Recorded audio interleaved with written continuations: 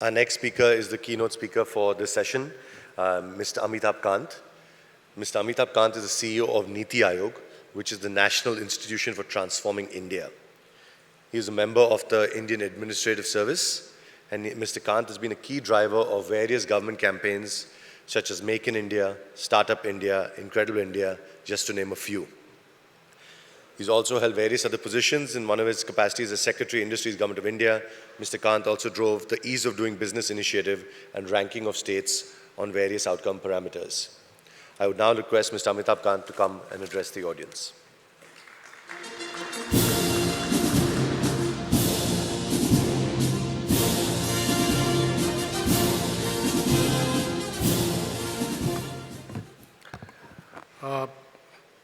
Our Honorable Minister, Mr. Arjun Ram Meghwalji, our very distinguished Member of Parliament from Lok Sabha, Bharti Benji, our very distinguished Member of Parliament from Rajya Sabha, Mr. Mahesh Pozarji, my very good friend, Mr. Surendra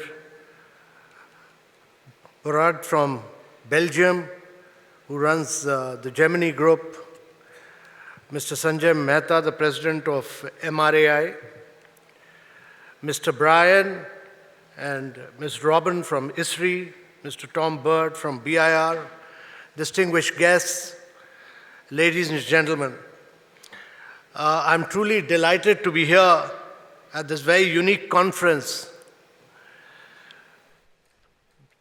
because of our belief that India has to transform itself from the make, use, throw linear economy to a world-beating rethink, reduce, refuse, recycle, repair, reuse, circular economy, a totally circular economy by 2022.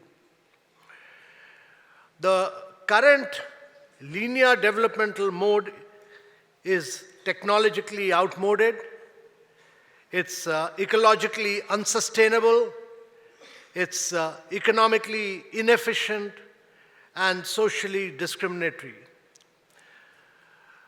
Several countries have recognized the centrality of circularity for sustainable development and adopted the circular development model as a unique new way forward. Ladies and gentlemen, the process of urbanization in India has just begun. The process of urbanization across America has ended, across Europe has ended, it's nearing its completion in China. In India, it's just begun. And in India, we'll do more urbanization in the next 5 decades. That is, in the next 50 years, we will do more urbanization than what we have done in the last 5,000 years. But the challenge for India is to do this urbanization in a very, very innovative and very sustainable manner. And therefore, faced with the issue of overstressed resources, water, energy, material, massive waste volumes causing air, water, and soil pollution, caused from rising consumption and consequent unbridled disposal of end-of-life product, waste and scrap, we need to adopt circular economy as a very, very non-negotiable strategic imperative for a new India at 75, when we become 75 in 2022. And by 2022, Indian economy must be a totally economy which is totally a circular economy, and therefore our view is that India must have a national material recycling policy which we have drafted and circulated to all ministry, and we believe that we will have the approval for a new policy which will be a national material recycling policy, and we will from NITI AAYOG drive a National Center for Circular Economy Studies, and I'm quite sure by 1922 we would have a National Circular Economy Act as the apex legislature and governance framework to implement the national material recycling policy. This is critical, this is important, because, ladies and gentlemen, as I said, our process of urbanization has just begun. It's important because when America urbanized, land, gas, and water were cheaply available. And therefore, America had the luxury of creating cities like Atlanta, where 99.8% of the people travel by car. Nobody cycles, nobody walks, nobody uses public transport. It was possible for them to create a recycling economy, but we need to learn from all the models of sustainability and innovation from across the world. And that is why today's conference on metal recycling is very critical. It plays a very critical role in economy and sustainable development, because scrap materials are not waste. They are all recyclable materials as a resource. And the material recycling is a major building block of a resource-efficient circular economy. Ladies and gentlemen, circular economy offers an alternative paradigm for sustainable economic growth by fundamentally reorienting social behavior towards achieving higher resource efficiency, reusing and recycling end-of-life products, scraps, waste, and materials to ultimately reduce generation of discards for landfills and create products of economic use. Within the circular economy, material recycling offers a paradigm shift from the conventional recycling techniques of incineration and landfilling by transforming end-of-life products, scraps and waste into useful raw materials to be fed back to the economy instead of being disposed in landfills. This is critical for India as we move forwards towards promoting the circular economy through organized recycling to achieve sustainable development. Recycling industry is closely integrated in different commodity sectors driven by basic supply and demand. Globally, 45% of the world's annual production of steel, over 40% of the world's copper production, and about 33% of the world's aluminum is produced from recycled material. 80% or more lead is recovered, and approximately 30% of global zinc production comes from secondary zinc. The economic significance of material recycling is therefore very clearly and very firmly established.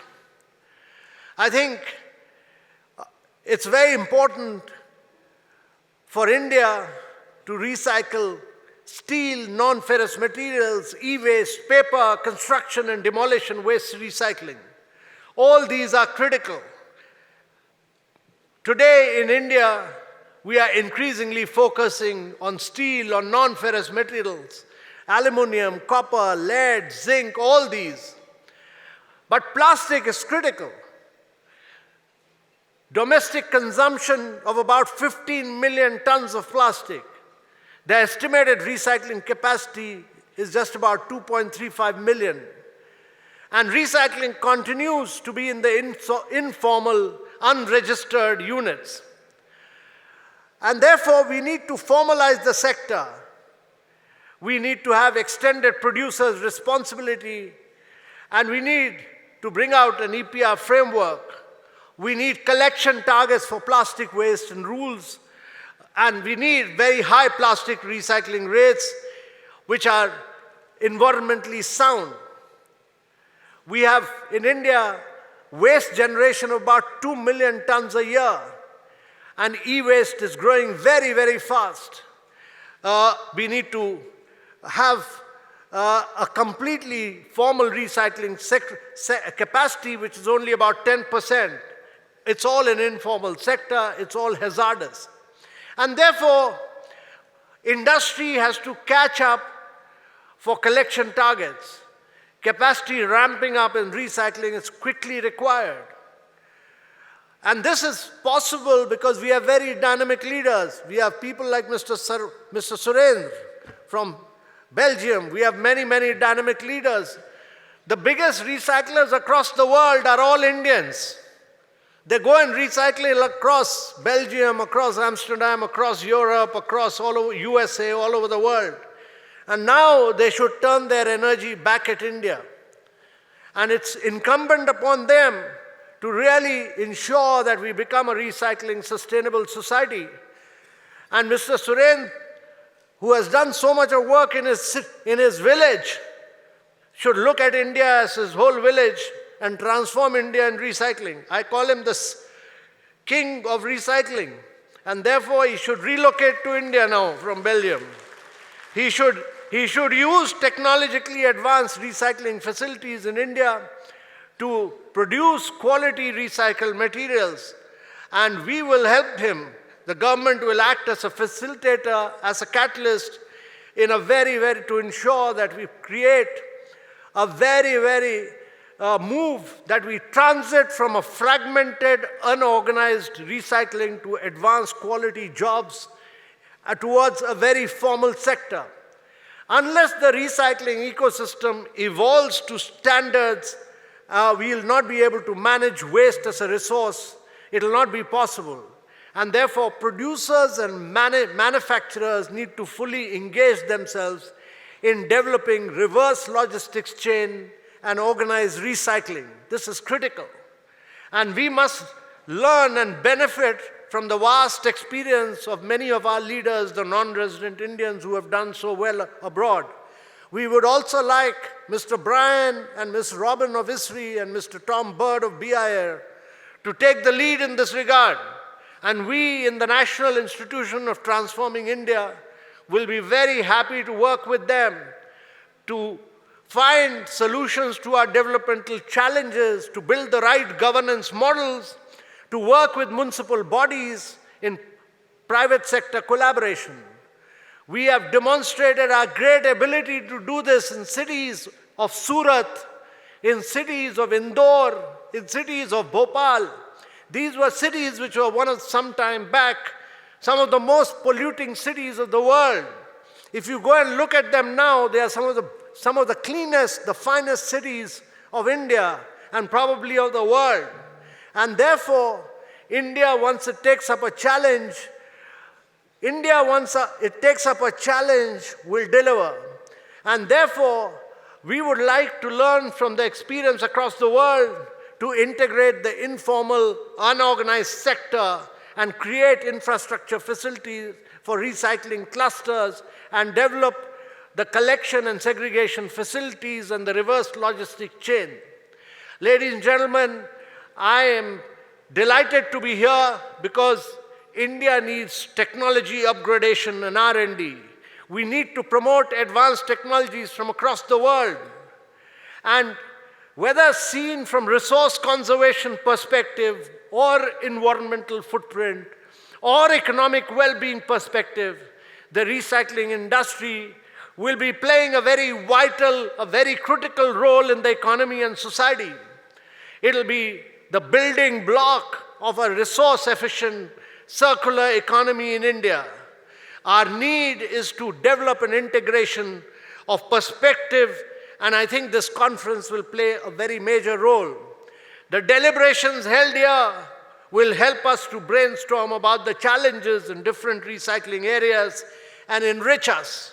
And I'm sure in the government, we will take forward the suggestions made by all the distinguished participants, and we will incorporate them in our recycling policy, and we will move towards a recycling act based on the experience from across the world. And therefore, ladies and gentlemen, today's conference is very critical, is very significant as India advances forward from an informal sector to a formal sector.